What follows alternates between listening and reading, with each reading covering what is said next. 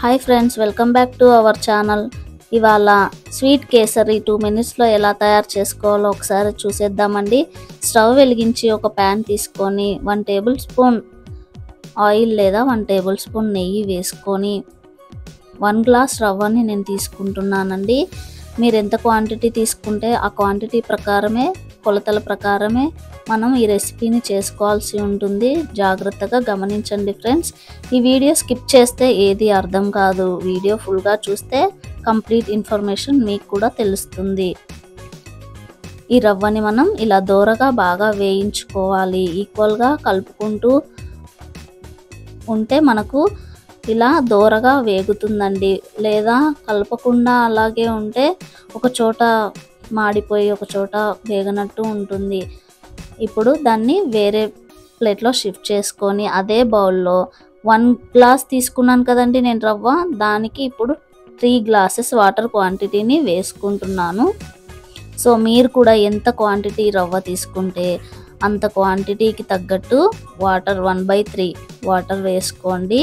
Medium ఫ్లేమ్లో పెట్టి మూత పెట్టి ఇలా ఉడికించుకోవాలి. ఇది బాగా తెల్లుతున్నప్పుడు, వాటర్ బాగా మసిలినప్పుడు మనం తీసుకున్న రవ్వ, వేయించుకున్న రవ్వ ఉంటుంది కదండి, టోటల్గా ఇందులో వేసుకొని ఒక్కసారి అలా కలుపుకోవాలి. కలుపుకున్న తర్వాత మూత పెట్టేసుకుందామండి. ఒక్కసారి మూత తీసి పెట్టేసుకుందాం. ఇప్పుడు ఫుడ్ కలర్ వేద్దాము. ఉడికేటప్పుడే ఈ ఫుడ్ కలర్ వేయాలి. సో ఇదేనండి, ఇలాగే చేయాలి. మీరు కలుపుకోకుండా అలాగే మూత పెడితే ఉండలు కడుతుంది. కాబట్టి ఒక్కసారి కలుపుకొని మూత పెట్టేయండి. రవ్వ కంప్లీట్గా ఉడికిన తర్వాతే చక్కెర వేసుకోండి ఫ్రెండ్స్. ఎంత క్వాంటిటీ రవ్వ తీసుకున్నానో అంత క్వాంటిటీ చక్కెర మనం తీసుకోవాలి. ముందు రవ్వ ఉడకక ముందు తీసుకుంటే చక్కెర, రవ్వ అనేది ఉడకదండి. వేరే బౌల్లో ఇలా డ్రై ఫ్రూట్స్ని నెయ్యిలో బాగా వేయించుకోవాలి. ఇలా నెయ్యిలో బాగా వేయించుకోవాలి. డ్రై ఫ్రూట్స్ అన్నీ ఉంటే వేయించుకోండి, లేదా బాదం పప్పు ఉంటే ఓన్లీ బాదం పప్పే వేసుకోండి. ఇలా ఉడికించిన తర్వాత ఇప్పుడు ఈ రవ్వలో మనం ఈ డ్రై ఫ్రూట్స్ని వేసేసుకుందాం. వేసుకొని ఒక్కసారి కలుపుకుంటే ఎంతో స్వీట్గా ఉంటుందండి.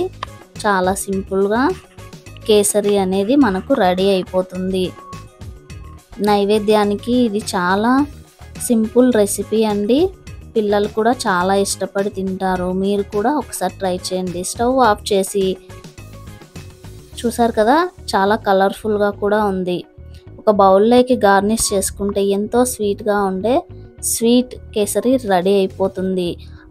ఈ వీడియో మీకు నచ్చినట్లయితే ట్రై చేయండి. కామెంట్ బాక్స్లో మీ ఫీడ్బ్యాక్ని తెలపండి. ఈ వీడియో మీకు నచ్చినట్లయితే లైక్ చేయండి, షేర్ చేయండి. ఇలాంటి మరెన్నో వీడియోస్ కోసం రేవతీస్ కిచెన్ యూట్యూబ్ ఛానల్ని సబ్స్క్రైబ్ చేయండి ఫ్రెండ్స్. అందరూ సబ్స్క్రైబ్ చేయడం మర్చిపోతున్నారు. Thank you.